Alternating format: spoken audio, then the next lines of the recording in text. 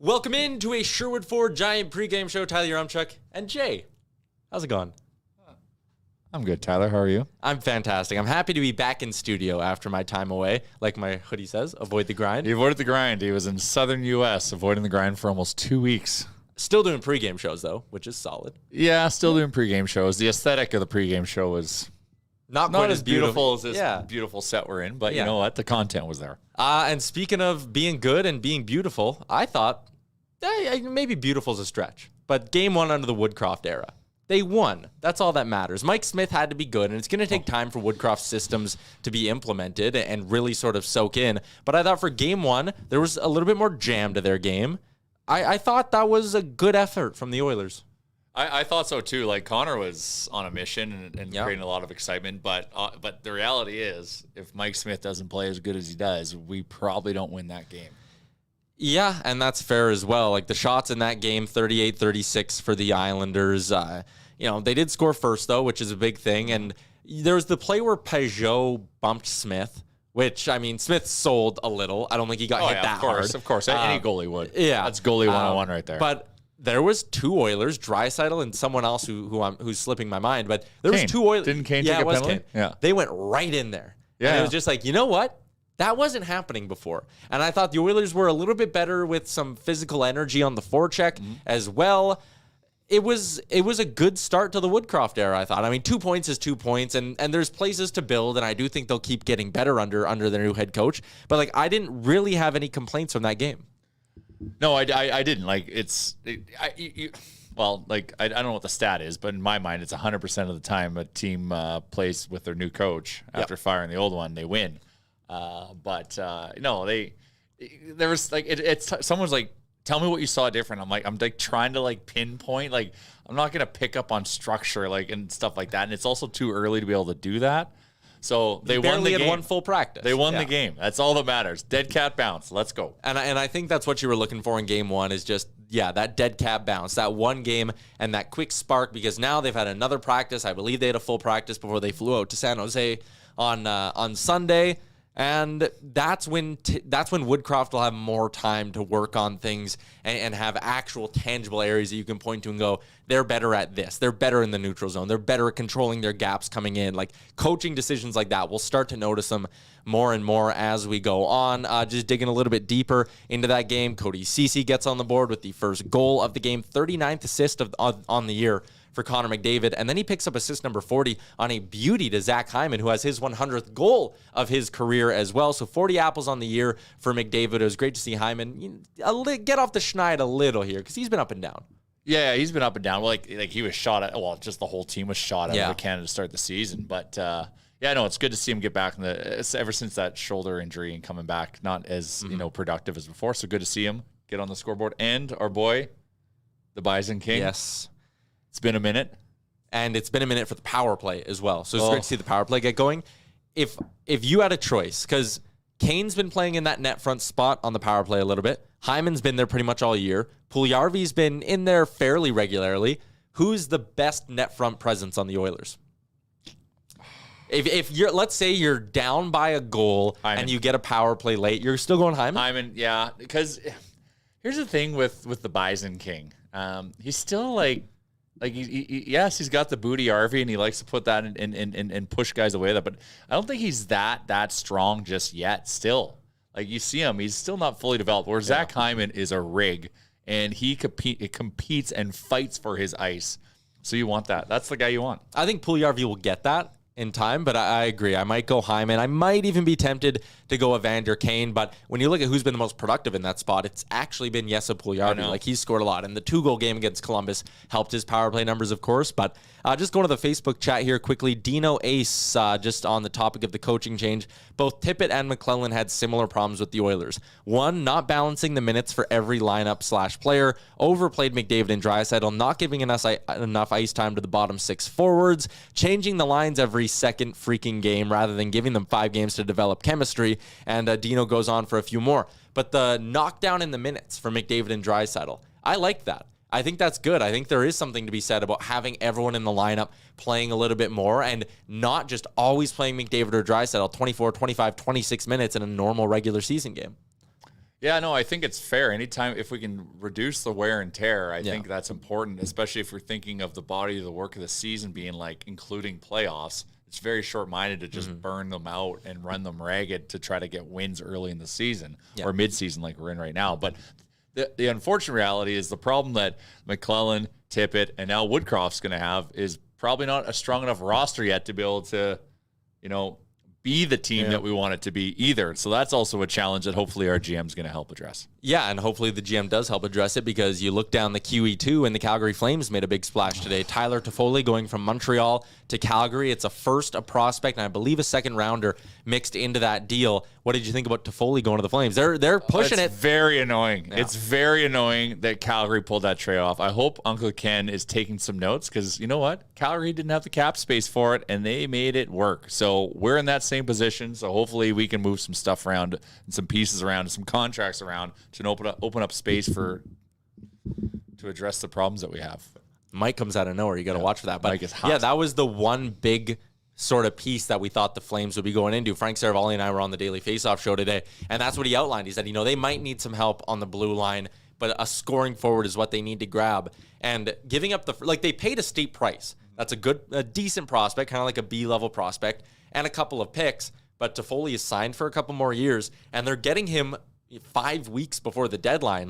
That's important as well. He's going to be more up to speed than a normal deadline rental would be and all of that. So I wonder if this kickstarts the market at all, because I think Sherrod's going to be gone in a couple of weeks once he's healthy.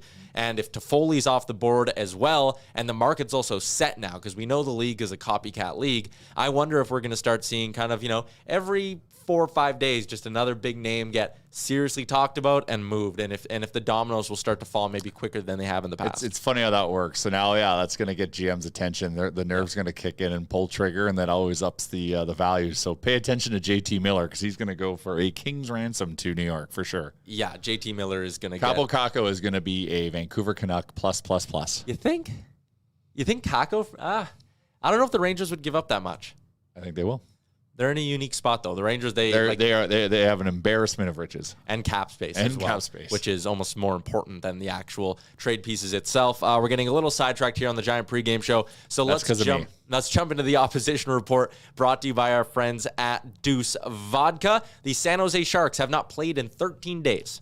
So they've been off for a while. Good, Rusty. That's good. That actually makes me feel even better about tonight. And they shouldn't be feeling entirely confident either, because they have lost 3 games in a row. Granted, they were to good teams, Tampa Bay, Carolina, and Florida, and they were all by 1 goal as well. So, they're not exactly playing great hockey, though. They got off to that great start that was really fueled by goaltending, and they've fallen off a little bit as of late. As you can see there, they're led by Timo Meier and Tomas Hertl, and between the pipes, James Reimer has put together a very, very good season this year, a 2.81 goals against average and a 915 save percentage. I mean, that's ticks above league average, but I think in terms of what you would have been expecting from James Reimer when they signed him, that's certainly better. He's got a 13-9-3 record, but this is a Sharks team that's probably going to be selling once we get to the deadline, and for the most part is kind of just going through the motions, but this is going to be an emotional one for the Sharks. There's the storyline here. Evander Kane's first game back against San Jose since they terminated his contract, and everything that happened in the offseason, where the locker room basically said, we don't want him here, and the management said, then he won't be there. And that's really what started everything that led to Evander Kane eventually becoming an Oiler. And then Kane's comments at his introductory press conference basically calling out the leadership in San Jose. Kane said that, he never leaked anything. The guys in the room did. This could be a spicy one tonight. Oh, it'll be spicy. I expect, if you could bet it and you can find it, I would go Kane, Gordie Howe, a hat trick for sure. I wonder who he'll drop the mitts with, because they don't exactly have like a proven tough guy on that lineup. But if it's that deep rooted, there's someone that'll be mad enough. Yeah, that's the thing to invoke it. So I don't know who throws him over there. Brent Burns? I don't know. Maybe, yeah. I don't know. I wouldn't be surprised though if we saw a tilt between. That's good. That's a good distraction. So hopefully King can get in their heads and he becomes the focus of everything. And meanwhile, Leon and Connor and everyone else is buzzing around, lighting up Reimer. Let's get into the lines presented by Deuce Vodka as well. Sorry, my voice is cracking up a little It's bit. because he was in Vegas. Thomas Hertel with Timo Meyer and Alexander Barbanov. That top line has not been scoring a lot, just 1 goal combined between the 3 of them in the last 5 games. Logan Couture with Jonathan Dahlin and Rudolph's Balsers, which is just a fascinating second Just line. a fascinating name. Yeah, fascinating name in general, but the depth, as you can tell on San Jose, falls off a cliff pretty quick. Nick Bonino with Matt Nieto and Andrew Cogliano, former friend Andrew Cogliano. Lane Pedersen with Noah Gregor and Jonah Gadjevich. This is a conflicting game for our one Jason Gregor. I know he'll be secretly cheering for the Sharks. Yeah, Noah Gregor on the year, 2 goals, 8 assists, 80 shots on goal. He's actually a guy who probably should have more than 2 goals when you consider how much he's shooting and how good he has been at getting to scoring areas. He can skate, he can fly. Also a friend of the DFL Rundown. He was on the show in this studio over the summer. Defensive pairings, Mario Ferraro with Brent Burns, Jacob Middleton with Nicholas Malash, and Mark-Edouard Vlasic with Radim Simek. And like I said, there is so many people I do not know on this team. This is it's not that good of a team. Like, the fact that they were able to stay in the playoff race for as long as they did is a minor miracle because they're not that talented. Well, this is a must-win. This whole SoCal swing that we're on they're all must-win games because we got games in hand on both Anaheim and LA. So we got to turn those into victories, and then we have to this should be a game we win, so we have to win it. There's no more of this playing Chicago and getting our asses handed to us. So if you don't know the road ahead for the Oilers, tonight it's San Jose, 8:30 puck drop. Oh, God. Brutal. Tomorrow it's another 8:30 puck drop against LA. And then it's Anaheim on Thursday and Saturday against Winnipeg. 2 p.m. Yeah, 2 p.m. there, which is nice. 2 p.m. Well, is it? Yeah, weekend. Maybe full disclosure, I'm skiing on Saturday, so it's kind of eating into my ski plans, but fair enough. We'll figure it out. But basically, the game against San Jose, you have to win. The next 3 are against 3 teams that are right around you in the playoff race. This is a massive week for the Oilers. You talk about a time when, hopefully they get a bump from a new coach. Yeah. This is when you absolutely need it, is this big stretch of hockey games. Yeah, this week's big, because if we play it right, we're in a playoff spot come Sunday. Yeah. They're about to go through another gauntlet of playing Tampa Bay and Florida, but that's okay. That'll be a tough one, but if you're flying high, who knows? Yeah, you can split that. The playoff situation right now, the Oilers, if you sort by points percentage, they're actually in that last playoff spot, in that last wild card spot. If you're going by just straight up points, the Oilers are 4 points back of both LA and Anaheim. 4 games in hand on Anaheim, 2 games in hand on LA, so you know how big this week is for the Oilers. The lines for Edmonton come to us courtesy of Oilers TV, Tony Brar, who is at the rink in San Jose. Sounds like we're going 11-7 again. So before I get into the lines and pairings, what do you think about the decision from Jay Woodcroft to keep with that 11-7 lineup? Well, I think it's good because we've got 2 young. Oh yeah, we haven't even talked about Niemelainen. He was great in that last game. Jeez. Okay. So, we got Broberg and we've got Niemelainen. Yeah. So it's a mechanism to insulate them. So I think strategically, I think I'm okay with it. We won our first game doing it, so why not do it again and get those guys feeling comfortable? Because if we keep having the injury bug bite us like we have been, we're going to need these guys to step up, so we got to get them comfortable. So I think this is just a good way to kind of ease them in and insulate them. McDavid with Hyman and Puljujarvi is your top line for the Oilers. Draisaitl with Kane and Yamamoto. That trio at 5-on-5 outshot the Islanders 10-6 last game. Nuge with Fogle and Derek Ryan. Benson and McLeod are the 2 extra skaters. 2 extra forwards there. I was a little bit surprised that Woodcroft didn't use those 2 more, considering his history with them. They were both towards the bottom of the Oilers' time on ice. The D pairings, Nurse with Bouchard, Lagesson with CC, Niemelainen, Broberg, and Barrie rotating on that third pair. Niemelainen brings them an element that they don't really have, which is someone who is just big and mean and hit first. Embraces physicality. Yes. Doesn't just hit someone when they're there. Goes out of his way, is responsible about it, but he hunts for hits. But that's the thing, right? You've got to play against guys. Sorry, you have to be a team that other teams play against, that they need to know they need to keep their head up, or they feel or they know they're going to get hit, because it just adds that little element of pressure. Could result in a different decision. Could also result in him getting hammered off the puck and opening up a transition the other way. That threat is so important, and we haven't had it for a while. So I Niemelainen after that game, there is no reason to send that kid down. No, not at all. And I wonder how that changes their deadline plans as well. They think Niemelainen can be a guy who can eat somewhat of consistent minutes at the NHL level. I wonder if they maybe look at a right defenseman, or if they maybe sit there and look at the 3-4 assets they were willing to move and go, maybe we do push a little bit harder for a goalie. Speaking of goalie, between the pipes, Stuart Skinner is going to get the start tonight. He stopped 21 of 23 last time out against Montreal. What do you think about the decision to go with Skinner after Smith kind of stole him that first one? Yeah, it's kind of interesting because, we rode Smith really hard last week, and he was adamant about playing the second game in the back-to-back. He got tip fired. I shouldn't say he specifically did, but that led to Tippett's firing, and didn't play good in either of those games, and then showed up with the new coach and set the world on fire. Big reason why we won. So he is the hot hand. So it's interesting to me why we wouldn't, but we're also back-to-back. So I think maybe we're viewing maybe, and you should never think like this, but that San Jose, we have a better chance of winning, and we need Koskinen in that must-win, even though both games are must-win against Smith LA. in the must-win. Yeah. Yeah, and I think you can sit there and go, the first one we should win no matter what. And the second one... But we have to win. We just can't coast. That's the thing in these things. But the second one, if you're going to need a goalie to steal one, it's probably that second game of a back-to-back when you might not be as sharp. So, it's smart. Dino agrees with the decision to go with 11-7, saying that Jada pulled a smart move, lining up 7 D-men. It adds less pressure on the rookies, and I 100% agree with that. We're running a little bit low on time here, so let's get into our betting segment, courtesy of our friends over at PointsBet. I'm surprised the Oilers aren't bigger favorites than this. -160 on the money line. They are also -105 to win in regulation, +155 on the puck line as well. The over-under is set at 6. I like taking the Oilers to win this game in regulation. I think +155 on the puck line as well isn't even a terrible spot. If the other thing, too, Evander Kane. Yeah, you're going, Kane's scoring. +160 to find the back of the net, -160 to get a point, and he is +250 to go over a point and a half in this one. You like any of that? So I'm going Oilers.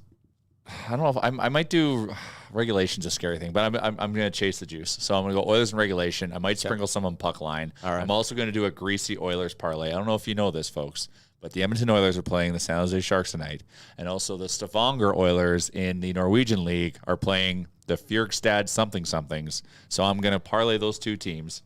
That pays about +110. That's a juicy, oily parlay. You feel it? Do you feel the reach? I have no words to describe that. Yeah. Stavanger Oilers. Check them out. Stavanger, Norway. Wow. It's legit. And they're a powerhouse. They are the Edmonton 80s era Oilers of the Norwegian League. Are they actually good?